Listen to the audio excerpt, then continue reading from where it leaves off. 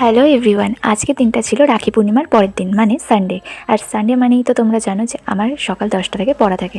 শুধু সানডে নয়, Saturday Sunday দুদিনই আমার পড়া থাকে। তো আমি রাখি পূর্ণিমার দিন মামাবাড়ি গেছিলাম ভাইদের রাখি পরানোর জন্য, তাই আজকে সকাল সকাল উঠেই বাড়ি আসার জন্য রেডি হয়ে গেছি। আমাদের এখানে তো ফুল হয় না বললেই চলে, কিন্তু আমার মামাবাড়ির গাছগুলোতে অনেক ফুল হয়, তাই জন্য এক প্লাস্টিক ফুলও তুলে নিয়েছি। আমার বাড়ি আসার জন্য সব থেকে বেশি তাড়াহুড়ো লেগে গেছিল, কারণ কি বাইরের ওয়েদারটা ছিল খুব খারাপ, আর যখন তখন বৃষ্টি চলে আসতে পারে। বৃষ্টি আসার আগে আমি বাড়িও চলে এসেছি। আর এবার শুরু হলো আমার অপেক্ষা করার পালা, কারণ কি ভাইয়ের জন্য আমাকে অপেক্ষা করতে হবে। ও আর আমি একই জায়গায় পড়ি, তাই ও এলে তারপরেই আমি পড়তে যেতে পারবো।